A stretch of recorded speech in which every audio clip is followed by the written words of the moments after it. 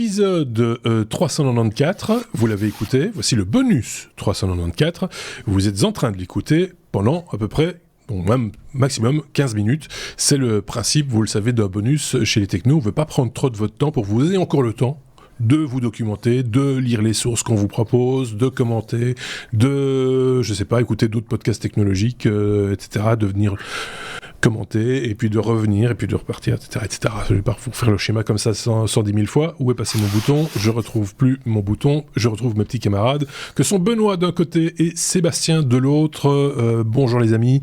Ce bonus, on va parler, dans ce bonus, pardon, je vais mettre tous les mots dans la phrase, on va parler de semi-conducteurs. Mais avant cela, il y a quand même une petite news Apple. Sébastien, tu voulais nous parler d'Apple quand même. Ouais, une petite, parce que j'ai pas pu résister, Benoît était là, il va m'en vouloir. Et donc, j'en ai cherché une, j'en ai trouvé une, c'était sur Apple Music, et donc on se souvient, on en a discuté, on en a parlé il y a assez longtemps déjà, petit souci avec l'iCloud où tu te retrouvais avec les fichiers des autres, enfin il y a eu tout un bordel l'année passée. Eh bien, c'est pas encore totalement fini parce que ici c'est avec Apple Music, mais apparemment ça ne touche que les gens qui l'utilisent sur iOS et qui font une synchro avec iCloud.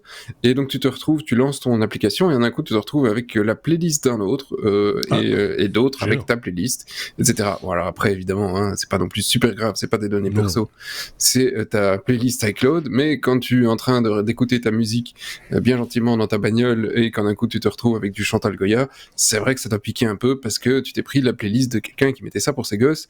Ce qui m'arrive tout le temps, je fais un petit message à ma femme parce qu'elle utilise mon compte YouTube et donc je me retrouve avec plein de musique de gosses dans mes trucs préférés parce qu'elle les like tous. C'est assez intéressant, tu vois, t'as un peu de métal et puis en un coup t'as un truc, voilà, donc ça pique. Et donc, si je comprends bien, parce que je vous ramènerai il faut traduire bien volontiers à la fin de l'épisode la fin de l'épisode 394. Donc ça veut dire que ta femme et les gosses de temps en temps tombent sur Benny quoi. Tout à fait. Oui, donc notre ami n'a définitivement pas la musique. Donc voilà. Donc, voilà. La solution, c'est de désactiver la synchro iCloud. Voilà. D'arrêter d'écouter de la musique. C'était aussi. Peut-être de se mettre à écouter de la musique. Oui, c'est ça. Voilà. C'est rigolo comme voilà. Mais ils vont corriger ce défaut, j'imagine. Ah bah, j'espère. Qu'est-ce que tu veux que je te dise ? J'espère. C'est pas le genre de la maison. C'est pas très sérieux. C'est pas très très sérieux. Il faut le reconnaître. Allez, on va parler semi-conducteurs, les amis. Semi-conducteurs. On commence par quoi ? Par Benoît peut-être, pour parler de refroidissement. Voilà, de refroidissement par semi-conducteur. Voilà, donc tu sais que ça chauffe les processeurs, parce que ça résonne beaucoup, ça chauffe. Et on parlait des disques qui chauffent aussi, parce que avec les barrettes mémoire, je vous renvoie à l'épisode. Et donc il faut évacuer toute cette chaleur. Et traditionnellement, ce qu'on fait, c'est qu'on va mettre des ventilateurs. Et en fait, les ventilateurs, c'est gros, c'est encombrant, ça fait des grosses machines. C'est pour ça d'ailleurs qu'il y a certains fabricants essayent d'avoir de ne pas avoir de ventilo ou d'avoir le moins de ventilo possible.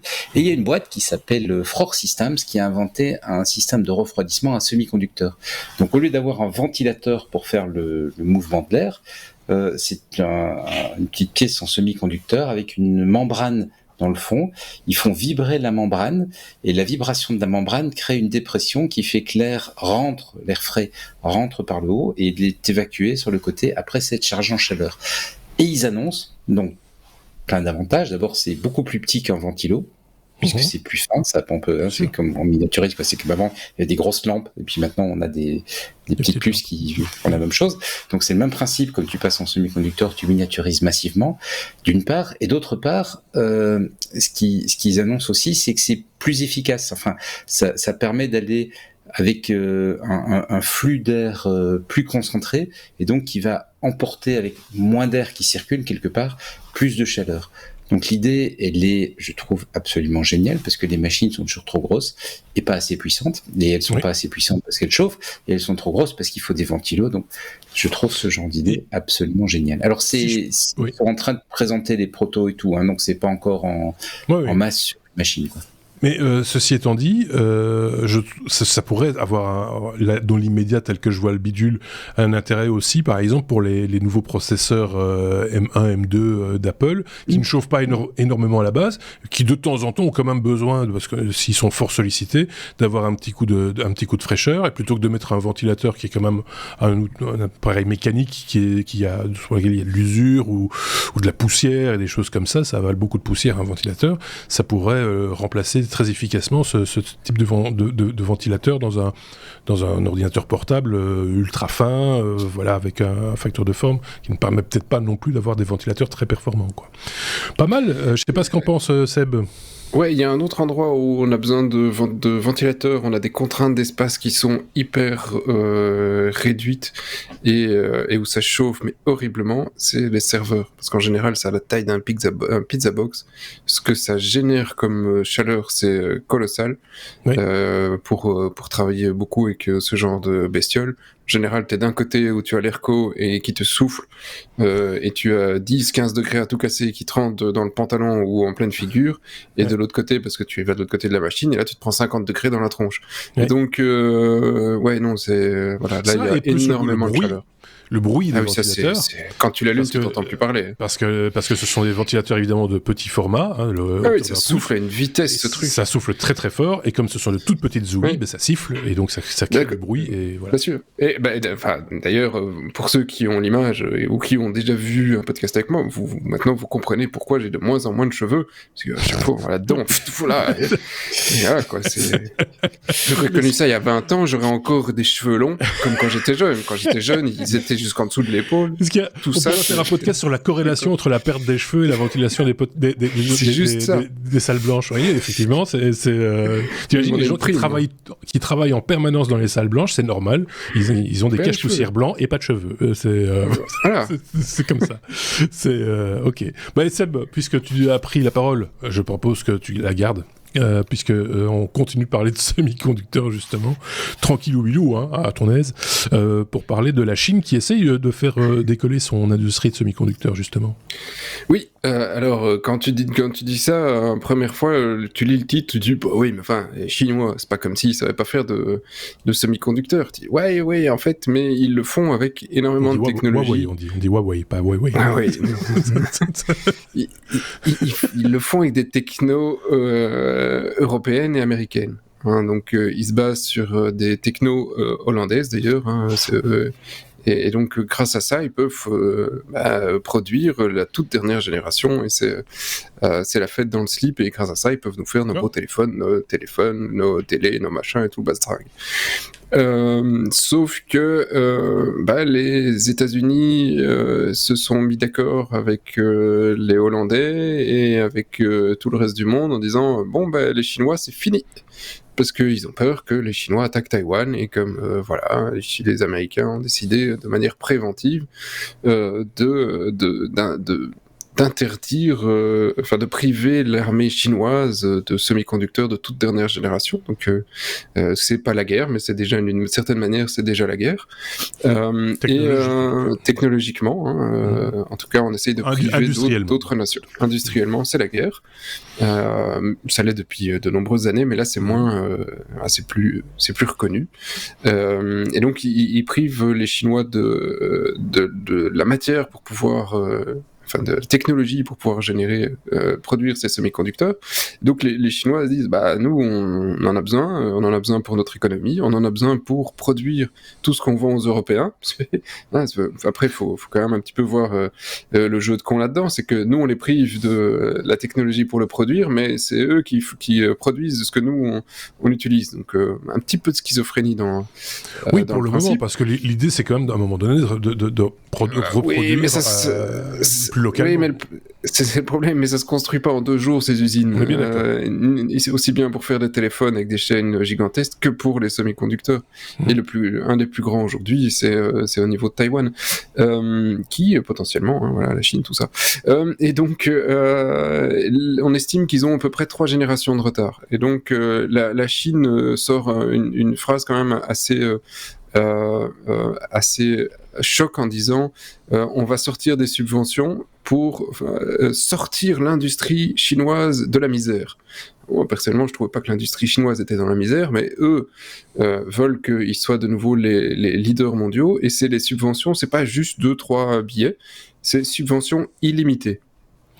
Donc, tu veux du cash, on t'en donne. Tu veux du cash, on t'en donnera. C'est illimité. Ça devient un problème de défense et de sécurité nationale. Donc, pour les Chinois, on met tout l'argent possible pour récupérer le retard vis-à-vis des Occidentaux sur les semi-conducteurs.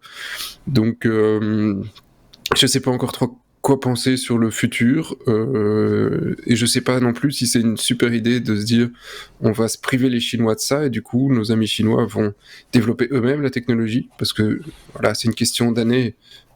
C'est pas que ils sont tous cons, hein. Il y a plein de Chinois intelligents, il y a plein de Chinois gentils aussi, et il y a pas de raison de croire qu'ils aient pas les gars qui aient la compétence d'arriver un jour à au moins à égaler ce qu'on fait en technologie, si pas le dépasser.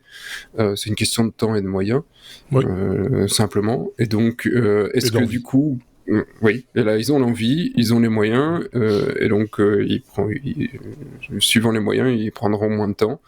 Donc, du coup, ils seront plus dépendants de nous, et donc on n'aura plus le contrôle. Donc c'est un moyen de pression, mais qui marche qu'une fois. Donc, est-ce qu'il fallait sortir ce truc maintenant ?